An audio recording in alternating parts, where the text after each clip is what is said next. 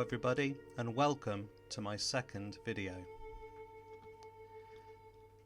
Since last video, I've appointed my son as my social media consultant, and he's told me that I have to tell people to like, comment and subscribe to my videos.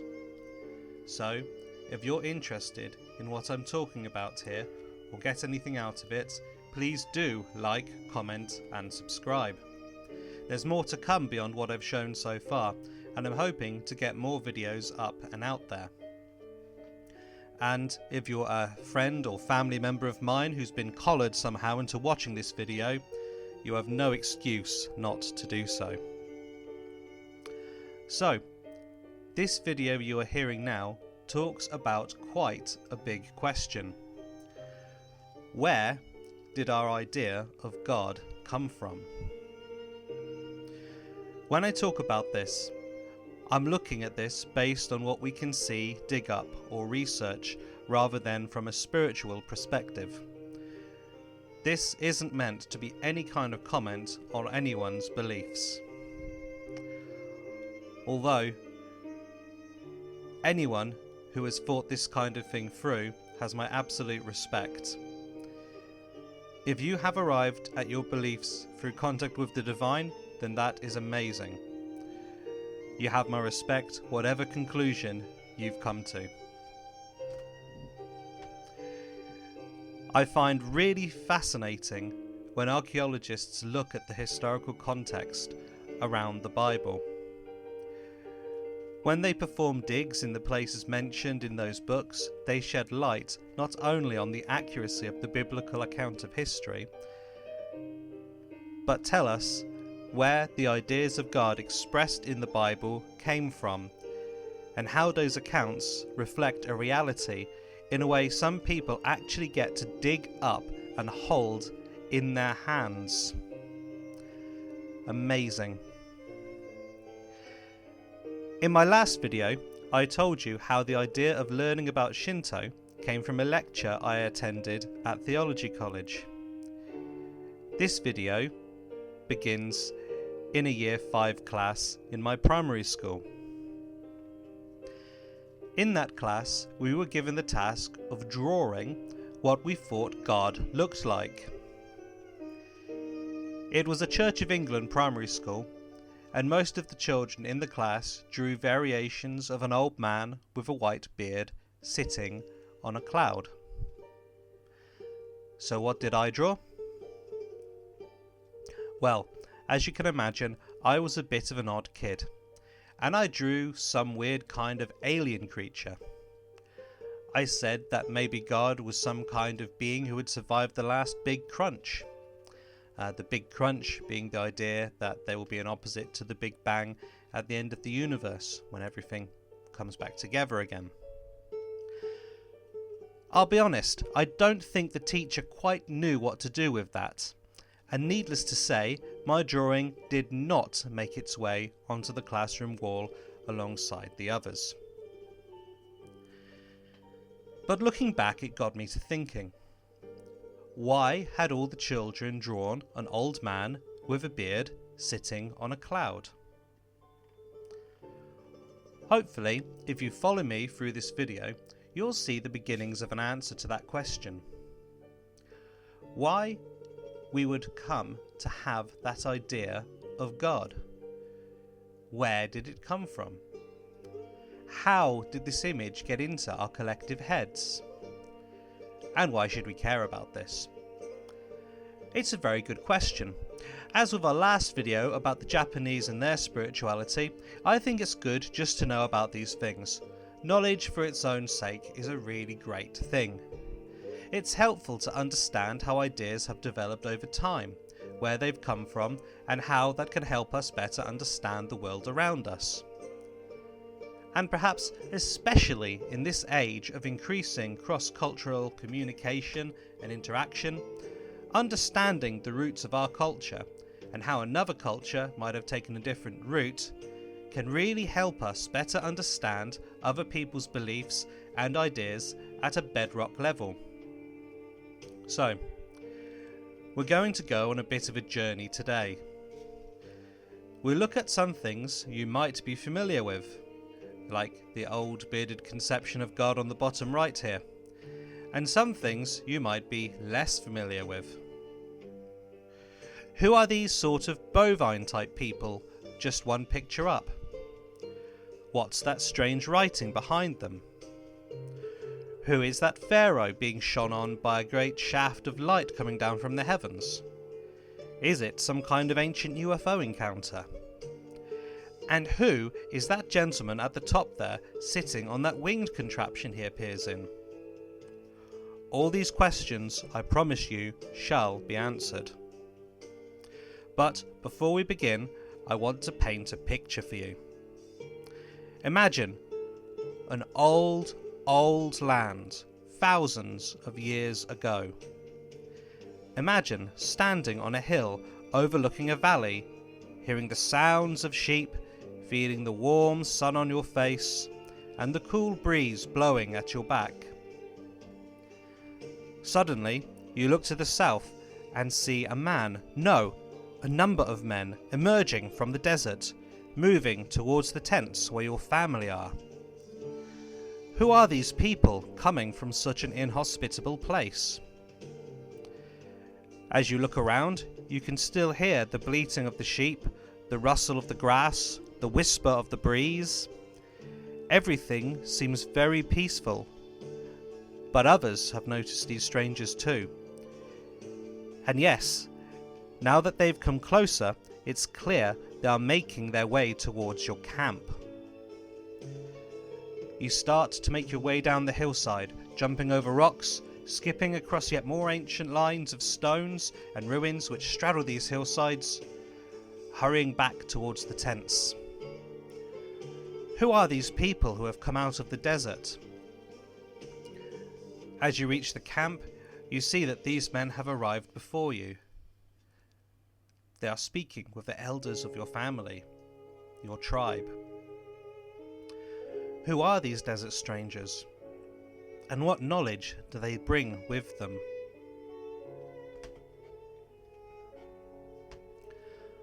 All around the world, there have existed peoples who have believed in many gods, many different ways of understanding the universe, until someone comes along and tells them, no, there's only one God. There's only one correct way to view the world. That idea, that there is only one God, is called monotheism. And it's been one of the great conflict points in the history of religion. There have been times when people who worshipped many gods persecuted those who believe in one. And there have also been times when those who believe in one God have persecuted those who worshipped many gods. But where did this idea come from? If people all over the world originally believed in many gods, until told to believe in just one, where and how did that monotheistic belief originate? There are several religions today that believe in one God. One of the more recent to come about is Sikhism, which was founded in the 15th century, relatively recent, with a history of about 500 years. Islam was founded in 622 AD, not 622 AM, as is mistakenly written on the slide. I don't think it's recorded exactly what time of day the Prophet received his revelation, but if it was 622 AM, that would be quite a coincidence. Christianity is traditionally dated to the crucifixion of Jesus, which is believed to have occurred around 33 AD. But there are older monotheistic religions than Christianity. One of these is Zoroastrianism, a lesser-known religion originating from Iran and still around today. That belief is believed to have been founded sometime between 1500 and 1000 BC. Judaism, according to various scholarly estimates, is dated to around 1300 BC. But there is one monotheistic religion even older than Judaism, and that is the religion of Atenism. Atenism is the world's first known one-god religion. It was founded between 1353 and 1336 BC by the man in this picture here, Akhenaten, who was a pharaoh of ancient Egypt. And now I can reveal to you that the image in the slide is not an ancient UFO encounter. It is a depiction of Pharaoh Akhenaten worshipping the Aten, the sun. And how do we know it's the Aten and not a UFO? Well, I promise you I'm not some sinister government agent trying to debunk and suppress the truth. I'll show you. If you look at the rays of light coming down from that solar disk, you'll see something at the ends of the rays. Hands. And in those hands is the Ankh, the ancient Egyptian symbol of life. You can see it there. It looks a bit like a cross, but with a loop at the top. So, in this depiction, we're seeing Akhenaten offering something up to the Aten, and the Aten returning the gesture, offering the gift of life to the earth. And that's a very logical thing when you think about the natural world. All plant life gets its energy to photosynthesize to grow from the sun, and all animal life, including us, depends on those plants to live. And so, in a very real sense, life does come from the sun. And I suspect the ancient Egyptians noticed that too. So you can see why someone might get the idea that, since all life depends on the sun, we should worship the sun. But Akhenaten made a radical departure from the pharaohs before him. He didn't just add the sun god to the existing pantheon. He declared that in ancient Egypt, in his kingdom, they should worship only the sun. He abolished the other gods of Egypt, Ra, Osiris, Hathor, gone. He even built a new city, Amarna, dedicated entirely to the one god, the Aten. A total break with the past. But the Bible we have today was not written by the Egyptians. The ancestors of the Bible's writers at this time were living in a different place, Canaan, the land from which Judaism would later arise. The people who lived there referred to themselves as the Canaanan, literally people of the land. They worshipped a number of gods. One of the chief gods in their pantheon is depicted in the statue on the left of the slide, El. El did not rule creation alone. There were other deities, and he even had a wife, but El was the chief god of the Canaanite pantheon. These people, the Canaanan, had a remarkable trading civilization. They lived in large cities and occupied the land between Egypt and the great powers of Babylonia and Assyria, controlling the trade routes between them. Their cities lined the coast and the trade routes further inland, controlling commerce between the big powers by both land and sea. Called by the Greeks Phoenicians, these people travelled as far as Cornwall in Britain to trade for tin and bronze. And they were happy in their prosperous cities. But then something happened. For reasons we still don't fully understand, the supply of bronze was interrupted. The sea became dangerous, too dangerous for trade, filled with pirates known to history as the Sea Peoples, who began raiding the Canaan's coastal cities. Trade dried up, both on the sea and on the land, and chaos and anarchy followed. Inland, the cities in the area where Judah would form appear to have suffered internal revolutions where the common people rose up against elites who could no longer provide for their needs. There's a layer of ash in the archaeological record at many inland sites: Megiddo, Shechem, Giza, Hazor. What is clear is that after this destruction, people stopped living in the cities. They went out into the hill country and the rural areas, and instead of urban traders, they became sheep herders, living in the hills and among the ruins of their former cities. And I say sheep herders because, interestingly, there is no archaeological evidence that these people kept pigs, nor did they eat shellfish. This suggests that, even at this early stage, they were adhering to something like kosher or dietary laws.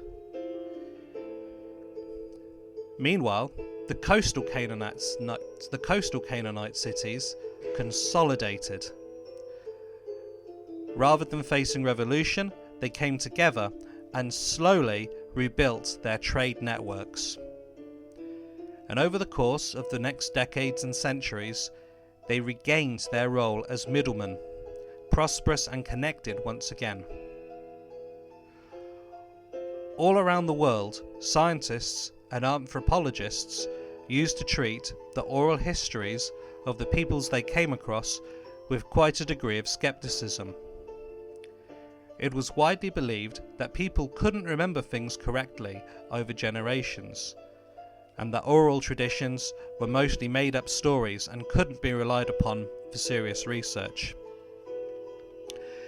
These days, though, we have learned there is an incredible ability to recall information from a massively long time ago via folk memory. Australian Aborigines tell stories of the giant lizards that used to live in Australia. The Klamath, Native Americans of Oregon, remember a mountain's destruction from 7,000 years ago. Or close to home, Celtic legends concerning ice walls recall glaciers in the UK from over 10,000 years ago. And before the Bible, or at least before the Old Testament was written down, this proto-Jewish culture would have had its own oral history, passed down from parent to child too. And some of the alignments between these oral histories written down in the Bible and archaeological discovery are quite striking. Now, we don't have any archaeological evidence of a massive exodus of people from Egypt, nor has any evidence been found for a massive nomadic population wandering in the desert, which you would expect if the Exodus account was literally true. And there is no evidence for a sudden influx of population into the Judean hill country. However, we do have some very interesting things that have been excavated. For example, after the exile from Egypt, according to the biblical account of Exodus, the sea parted and the people crossed the Red Sea to escape. But did you know there are two accounts of the waters being parted in that biblical narrative? The second time it is recorded was when the Israelites were entering into the Promised Land, and the waters of the Jordan River supposedly parted to let them in. According to that account, after they crossed the Jordan, everyone except Moses that is, they set up two altars on two hills overlooking a valley. On one altar they pronounced the blessings of God, and on the other they pronounced his curses. Now, on the mountain where they pronounced the curses of God, archaeologists found the tablet you can see here being held in this person's hand in the image on the right. And on that tablet, found on the very mountain whose curses were supposedly spoken, it reads, "You are cursed by the god Yahweh, cursed, you will die, cursed, cursed, you will surely die. Cursed you are by Yahweh, cursed. I think that's amazing. To find that on that mountain with those words really shows how reliable oral histories can sometimes be. Just imagine being the person holding that in your hand. So, we have some areas where the biblical account aligns surprisingly well with the archaeological and historical evidence we can find. And other areas, like Joshua's conquest of Canaan, which may align less well with what archaeology and history can tell us. These things may be less accurate than someone taking the Bible literally might expect. And yet, we know from historical evidence that there was a people living in this land called the Israelites even before the traditional date given for Exodus. The big stone we see to the right of the tablet in the centre of the image is a stele, a big carved and inscribed stone. This one is called the Meniptah stele. It's covered in hieroglyphics, and in its text it describes how the Pharaoh mentioned there has defeated the Israelites and how their seed is no more. In other words, it's claiming that the Israelites were wiped out completely. Now, the fact that there are still Jewish people today would suggest that this stele may have been somewhat exaggerated. But it does show that a group by that name was present in the land that they are supposed to be inhabiting around about 1200 BC. There are also references in Egyptian records to a group called the Hibiru, originating from this region. It is unclear whether the Hibiru were a distinct ethnic people, or if Hibiru was simply an Egyptian term for raiders or migrant groups. Still, the fact that the name is so close to our word Hebrew does seem to me a bit too close to be entirely coincidental. The Hibiru or Israelites, the people living in the hill country of Judea after the destruction of the socially stratified cities, appear to have lived in a kind of anarchistic theocracy. That is to say, they didn't have a central government, but lived on the land governed by the strict rules of their community.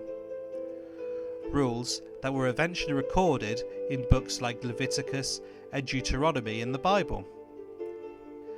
We think of the Ten Commandments as an example of such laws. Although interestingly, there are actually 3 different versions of the Ten Commandments recorded in the Bible, 2 in Exodus and 1 in Deuteronomy, differing slightly from each other, perhaps reflecting how different Proto-Hebraic communities had different laws they lived by in different towns. The people lived by these laws, but they had no king, no organised state.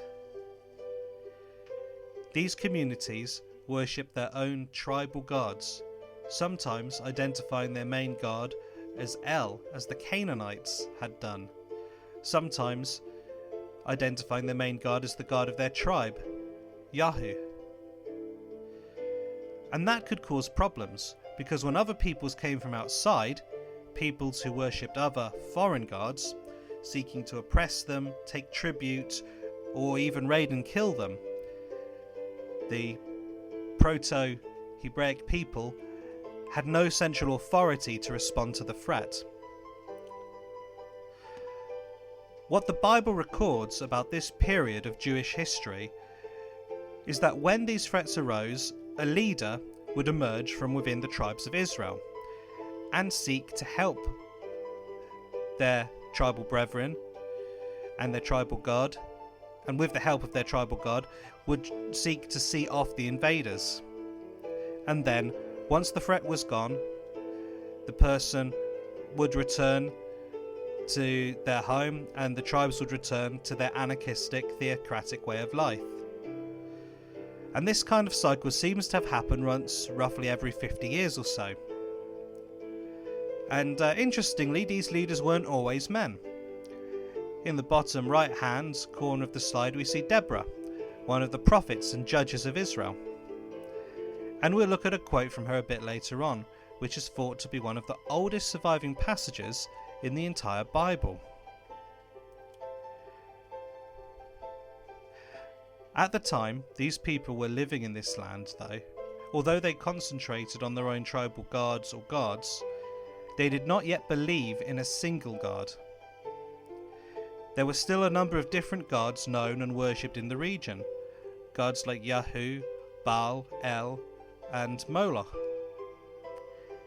Interestingly enough, many of these gods, across different tribes, had a wife called Asherah, or some variation on that name. And the oldest biblical texts seem to reflect this worldview too, that many gods existed, but the Israelites were only supposed to worship one of them. We get an example of this in a fascinating passage from the book of Job. It says, "And it came to pass that the sons of God came to present themselves before the Lord, and Satan also came among them." Now, the phrase sons of God here, as I understand it, is Elohim in Hebrew. El being a title for God, and Ohim being a plural ending. It suggests a kind of divine council, a concept you see resonating in other ancient Near Eastern religions as well. The idea that there were multiple tribal gods who might come together in a council of the divine to decide the matters of the world. And I can see why people at the time might have believed that each tribe had its own god and that those gods occasionally convened. Elsewhere, back in Egypt, we have this gentleman Akhenaten, and you can see a sculpture of him here on the left hand side of the slide. He's the one who came up with the idea of Atonism we mentioned earlier. Now, the academic research can be difficult to follow, but the consensus states for the foundation of Judaism around 1300 BC and the period of Atonism between 1353 and 1336 BC are very close together. And that seems like a bit of a coincidence. So, we've got Atonism arising here in ancient Egypt. Akhenaten, the pharaoh promoting this new religious idea, seems to have had some sort of vision of the Aton, this singular divine presence associated with the sun disk. And he began putting up altars to the Aton across the land. This was actually a common practice at the time. If someone had a spiritual experience, they'd often erect an altar on the spot to commemorate it. Akhenaten took that idea and tried to implement it throughout his kingdom, Egypt, which was the most powerful nation in the world at that time. But he ran into a problem. All around him, in the cities he lived in and passed through, there were reminders of the old religion. Huge temples dedicated to the traditional gods of Egypt, Ra, Osiris, Hathor, and so on. And so Akhenaten decided to found a new city, dedicated solely to the Aton, a city called Amarna. That city still exists in ruins today. You can see it in the centre bottom picture of this slide. And on the bottom right, you can see what the area looks like today.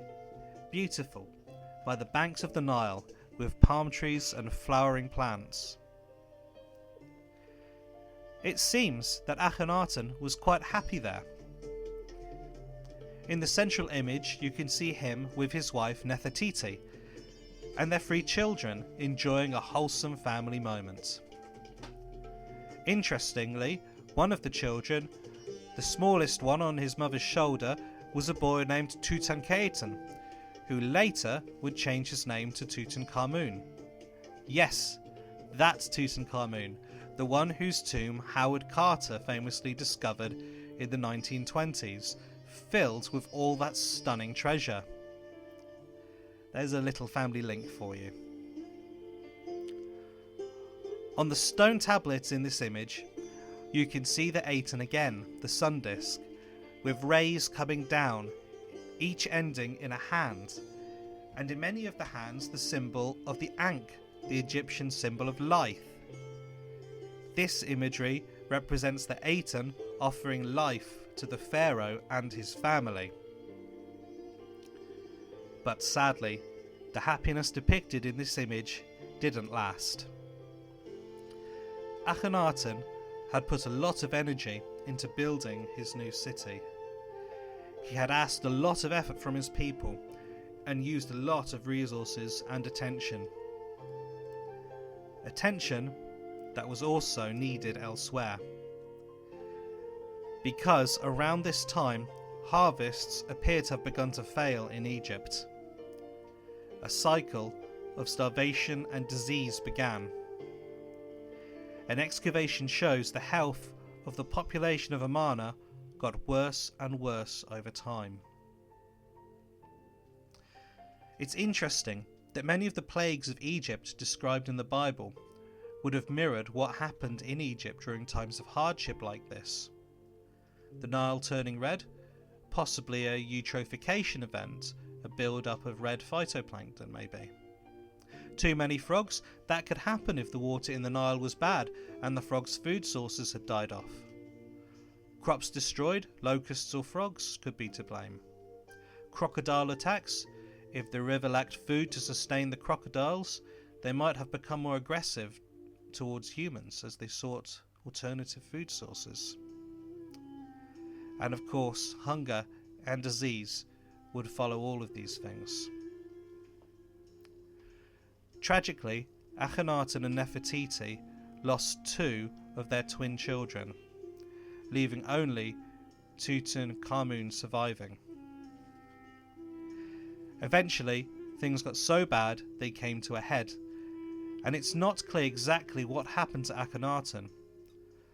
Some sources suggest he was deposed and became the governor of Sinai or Midian. Interestingly, the Bible makes no distinction between the religion of Moses and the religion of Jethro, who was from Midian. Other sources say Akhenaten was simply killed in a coup and his son Tutankhamun was installed as pharaoh instead. Either way, the monotheistic experiment in ancient Egypt had failed, and the Egyptians returned to their older religious beliefs, their polytheistic traditions. In fact, the reaction against Atenism was so strong that scribes went through the land chiselling Akhenaten's name off of monuments. He became the pharaoh who could not be named, erased from history as far as the authorities of the time could manage. Now, I can well imagine that Akhenaten's priests, once he was deposed, were not popular, and they would have had to leave Egypt, possibly wandering in the wilderness for some time. And I can imagine them eventually arriving in the lands of Judea, where perhaps their ideas of a single God found a more welcome reception among the tribes already living there, tribes already focused on a chief tribal deity. Could this have influenced early Jewish monotheism? Maybe. There are some clues that suggest it's not impossible. Here are some seals I found online from the reigns of later kings of Judea. You can see sun motifs on them. The central seal is written in Proto-Hebrew using Phoenician script, which is why the letters look a bit different. It reads, Chizakayu, king of Yehuda. Could Hezekiah be Hezekiah, the king mentioned in the Bible? Or perhaps Zedekiah, a later king? It's hard to be sure, but the similarity in spelling is very interesting. Maybe it's a clue that some of Akhenaten's solar-focused ideas carried on in ancient Israel. There are also passages in scripture that some academics believe may reflect Akhenaten's influence. Here's a verse from Psalm 104. You are clothed with splendour and majesty, covering yourself with light as a garment, stretching out the heavens like a tent. That line, covering yourself with light as a garment, it does seem quite sun-like, doesn't it? And another ancient Jewish blessing, still used in Christianity today, goes, May the Lord bless you and keep you. May he make his face to shine upon you and give you peace. Again, this idea of divine light, shining, radiant, feels very solar. Maybe it's all coincidence. It's just speculation. So please do cross-check what I say. I'm doing my best to present things accurately as I understand them, things that I have worked out. But on many of these issues, academics still do not have a clear consensus. So if you are interested in this, please think, read, and look into it for yourselves as well. So, we can imagine a scenario where Akhenaten's priests, exiled, wandering, arrived in Judea, like the people in the scene I asked you to imagine earlier. And this happened around about the same time the people in ancient Judea were looking to establish a kingdom. And there was actually tremendous resistance to this idea. Not from the people, but from the prophets. It's recorded in the Bible in 1 Samuel that the people came to the prophet Samuel asking him to anoint Saul as their king. They said, "We want a king like all the nations around us. If we have a king, we'll be strong. We'll be able to stand up to our enemies." But Samuel resisted. He said, "This is what the king who will reign over you will claim as his rights. He will take your sons and make them serve with his chariots and horses, plough his ground and reap his harvest. He will take your daughters to be perfumers and cooks and bakers. He will take the best of your fields, vineyards and olive groves and give them to his attendants.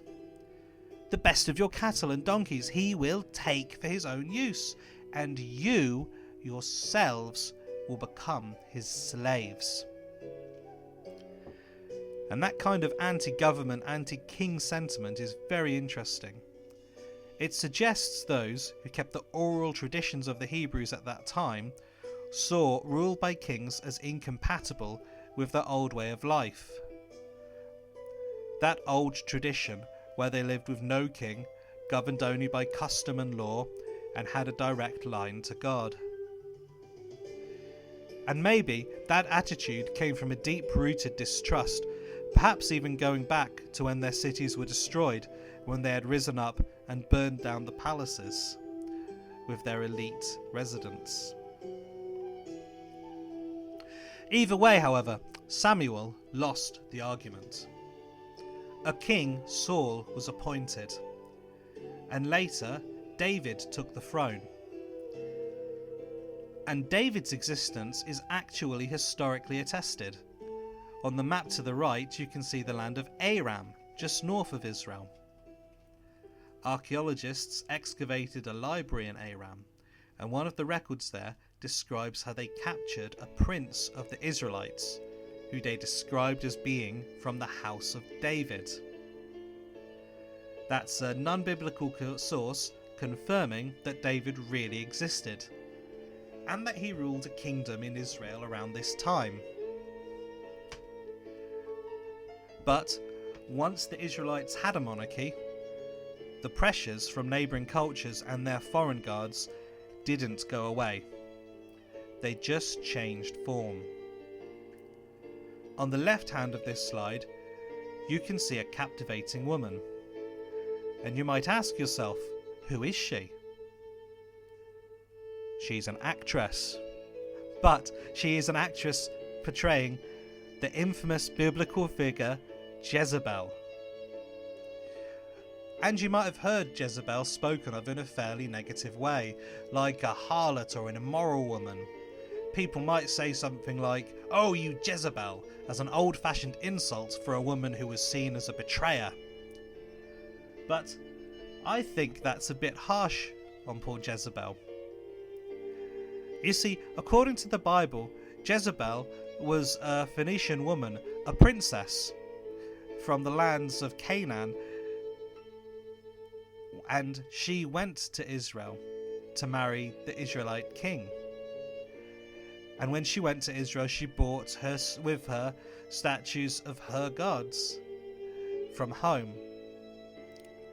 Now, at this point, the Israelites and Phoenicians would have spoken the same language, or at least spoken in ways where they could still understand each other. And it's likely that Jezebel didn't think she was doing anything wrong or shocking. She was just bringing her religion with her, as many people do when they move somewhere new. And it's likely that many in Israel, perhaps even her husband, didn't see it as a big deal either. But to the priestly class in Israel, it was a massive issue. There was a sharp conflict between the priests of Baal, the god she worshipped, and the priests of the God of Israel.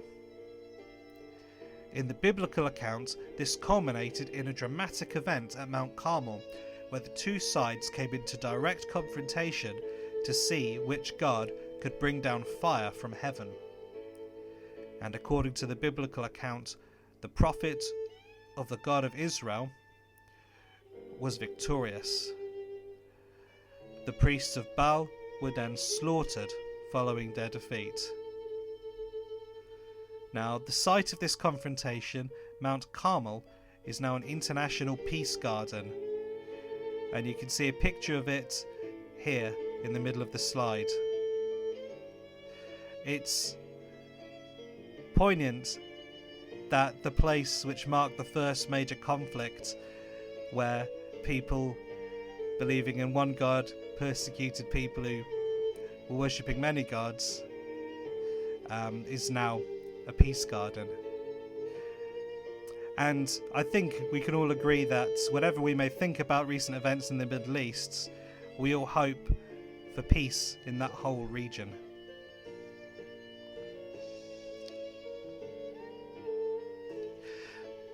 Another result of Israel and Judea establishing a kingdom was that they wanted to build a temple, a central place of worship.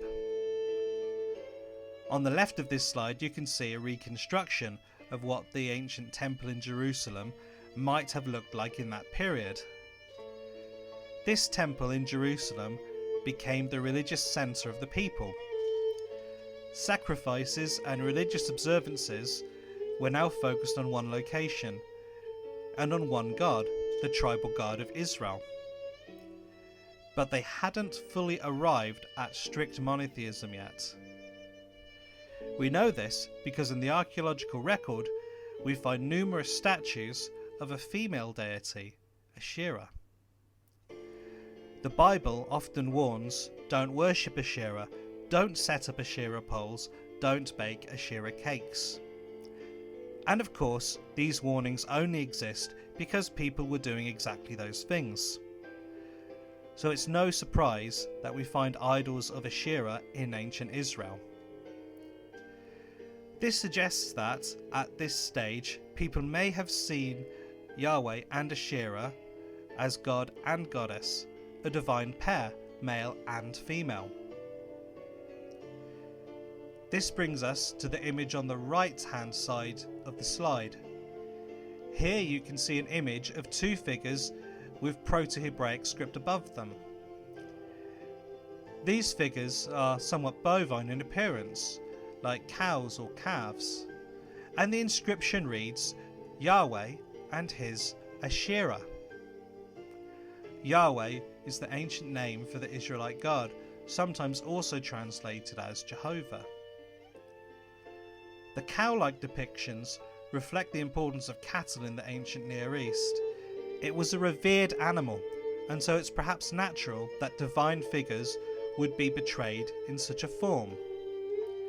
This also helps explain the golden calf in the Exodus story. So, the early Jewish people had set up a centralized society and were coalescing around a shared culture and an increasing reliance on a single tribal god, perhaps also with a single tribal goddess as well. Then came disaster.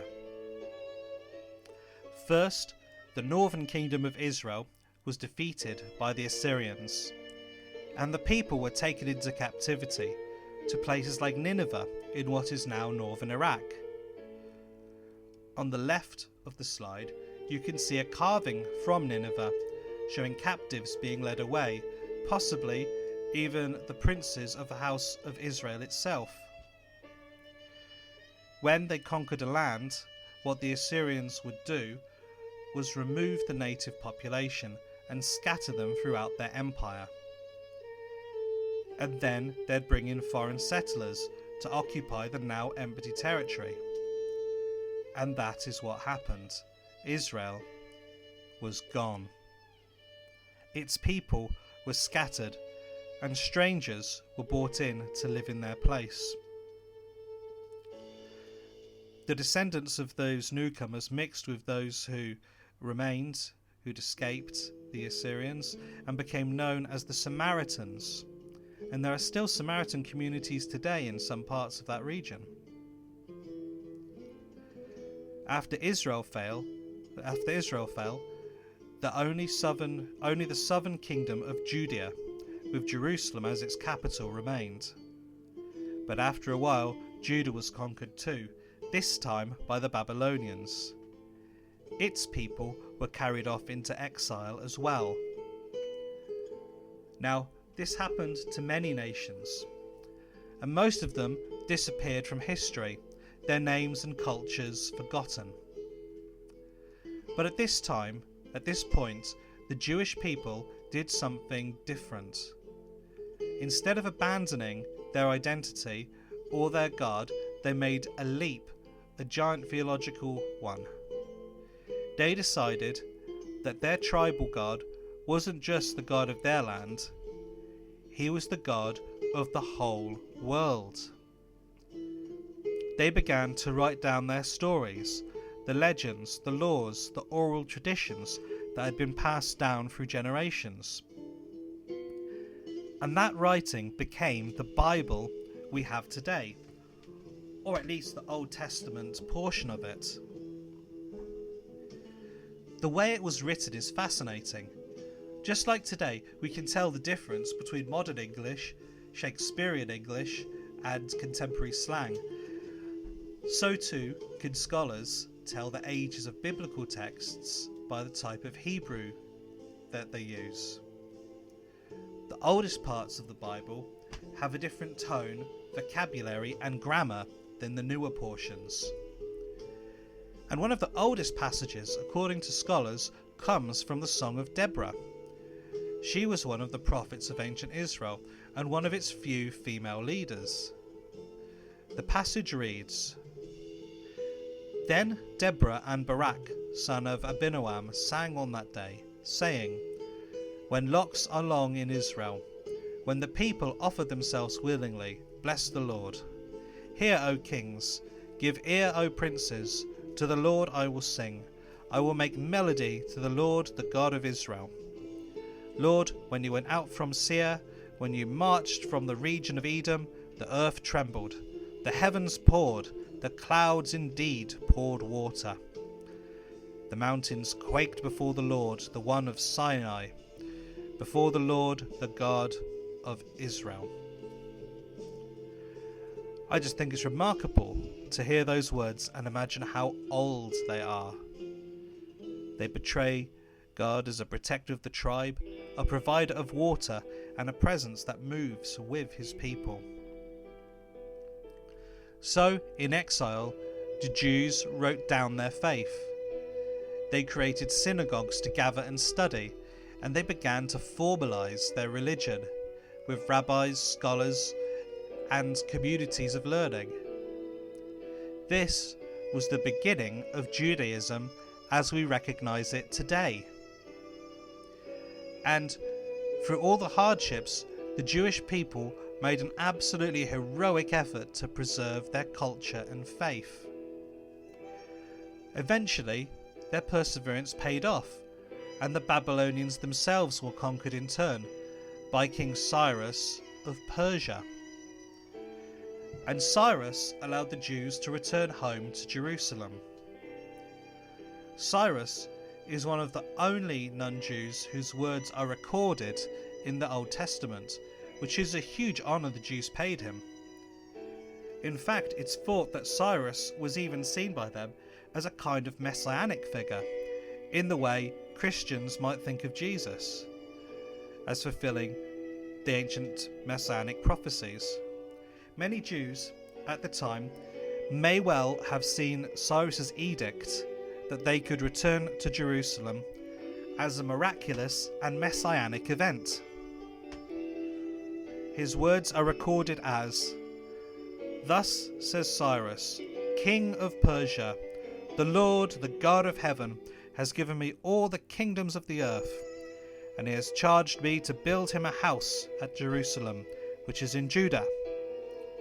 Whoever is among you of all his people, may the Lord his God be with him, let him go up."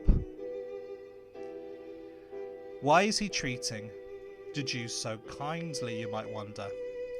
Why is this non-Jew talking about the Lord, the God of heaven? And the reason is that his religion, the religion of the Persians who defeated the Babylonians, was Zoroastrianism. Now, Zoroastrianism is very interesting, and its effect on Judaism is very interesting too, because if you read much of the Old Testament, certainly up to the point where the Jews go into captivity, there's not a lot said about life after death, or about any kind of judgment of the soul. The God of the Jews is seen as a good person, certainly, and there's an idea in Job of Satan as a tempter of mankind. But there's not much talk of evil, except in as much as it's tied up with the gods of neighbouring peoples who are oppressing Israel. But Zoroastrianism, the religion Cyrus followed, does have a developed concept of good and evil. Ahura Mazda is the god of goodness, and Angra Mainyu is the adversary or anti-god who wants to promote badness in the world, bad conduct and evil. The symbol of their religion is this figure here, shown on a winged disc, which we saw earlier in the presentation. Zoroastrianism gives Judaism a concept of judgment, of a cosmic battle between good and evil, and the hope that goodness could triumph. Here's a quote attributed to Cyrus. "Success should always call for showing greater kindness, generosity and justice. Only people lost in darkness treat it as an occasion for greater greed." That's interesting because it echoes Zoroastrianism's emphasis on promoting good and defeating evil, on siding with truth and order over falsehood and chaos. I think a lot of people within Judaism would have seen similarities between the two faiths. And this may have helped to cement Judaism's evolution from a society that once worshipped many gods to one that emphasized just two, and finally to one that worshipped only one, to the active exclusion of all others. The Jews came to see the catastrophe of their exile as a punishment for worshipping foreign gods, deviating from the one true God. And then along comes Cyrus, a foreign ruler who believes in one God and liberates them. That would have felt like a powerful vindication of their worldview. They saw Cyrus as a tool of their God. Isaiah even records, "Thus says the Lord to his anointed, to Cyrus, whose right hand I have grasped, to subdue nations before him, and to loose the belts of kings, to open doors before him, that gates may not be closed." So now they're seeing their God as so powerful that the whole world is subject to him. Their God is not bound to a land or a people. He is over all peoples. That innovation in theology of God being universal allowed their faith to survive even after national defeat. This evolution of the concept of God can actually be seen in the different words in Hebrew used for God in the Bible, especially in the first 5 books. One is Elohim. El was the name of the main Canaanite god, and Him is a Hebrew plural, so Elohim might originally have meant gods. Another is Adonai, meaning Lord or Master. Interestingly, the Canaanites began worshipping Baal increasingly after the Bronze Age collapse, and Baal also means Lord, and was used in the same way as Adonai is used in the Hebrew scriptures. The Bible also uses El on its own, often with epithets like El Elyon, God the Most High, or El Shaddai, God Almighty. So there's a clear continuity with Canaanite traditions. El was the Canaanites' chief deity, and that name was still being used in Hebrew when the scriptures were created to refer to God. And then there's the Tetragrammaton, Yahweh, YHWH. We don't know for certain how it was pronounced. Hebrew doesn't record vowels, but scholars think it was something like Yahweh. In older translations, it appeared as Jehovah. Yahweh is first revealed to Moses at the burning bush. Moses asks, "By what name should I know you?" And the reply is, "I am that which is." That's quite profound. It's an assertion by the writer of Exodus that although the name might sound similar to Yahweh, the name of the tribal deity of the Hebrews, it actually means that which is transcendent. It is not the name of a tribal deity anymore. It is a statement of being itself. So by this point, we've seen Egyptian influences from Akhenaten, Canaanite influences from the highlands and the old pantheon, the centralization of religion around Jerusalem, the trauma of exile, and now this idea that the one true God is not just our God, but the God.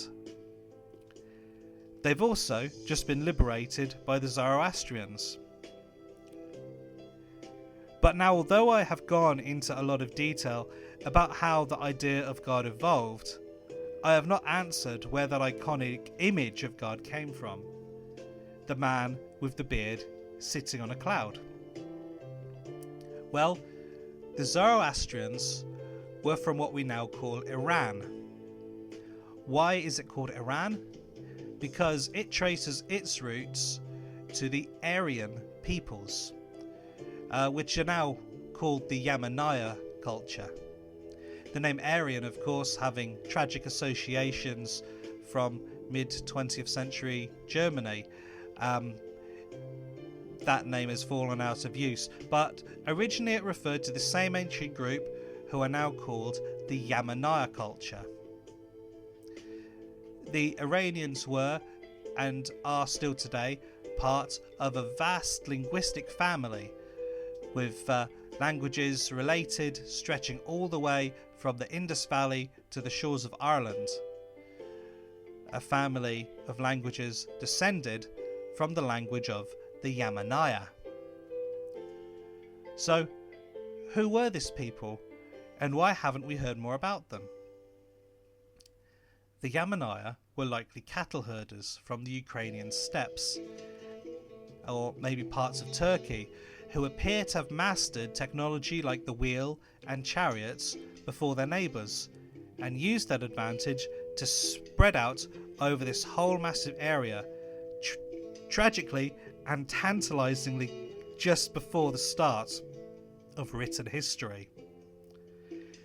We know this because of common linguistic roots, and now genetic studies could trace population movements as well.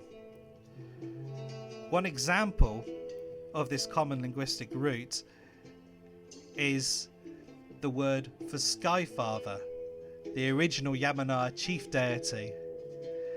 In Iran, it's Deva Pita. In India, for Hindus, it's Deus Paita.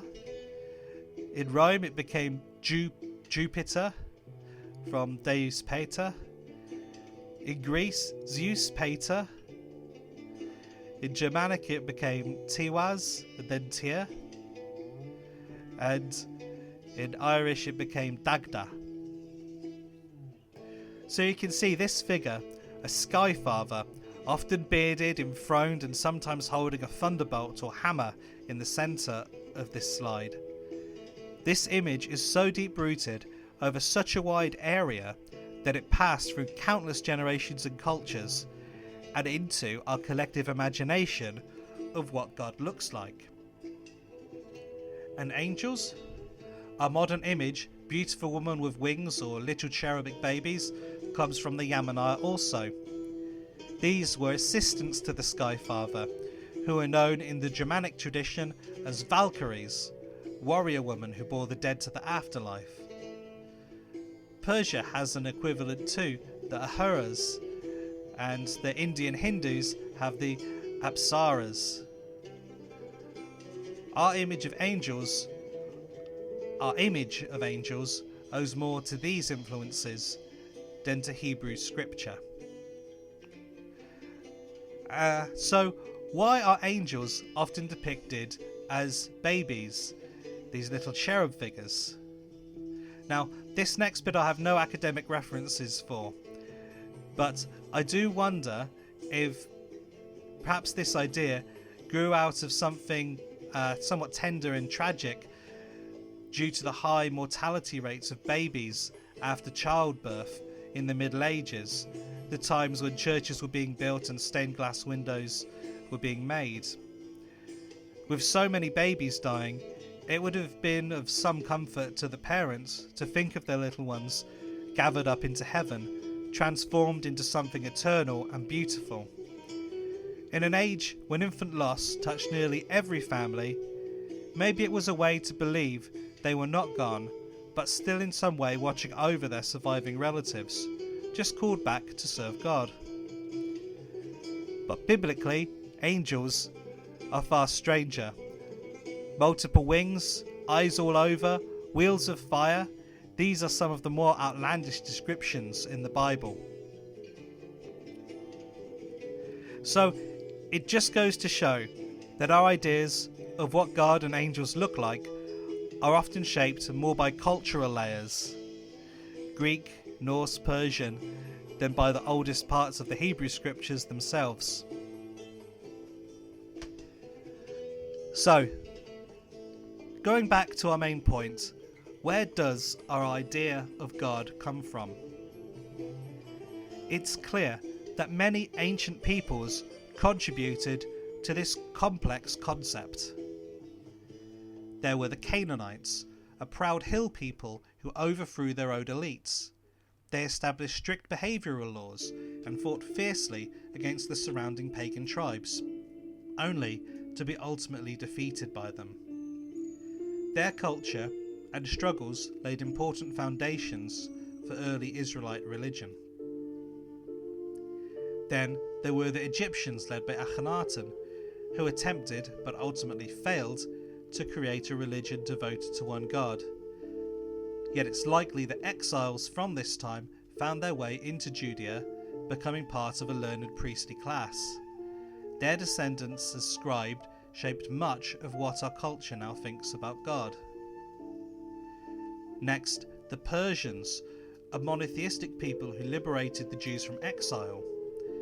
They supported the rebuilding of the temple, introduced profound ideas about the cosmic battle between good and evil, and emphasized judgment after death.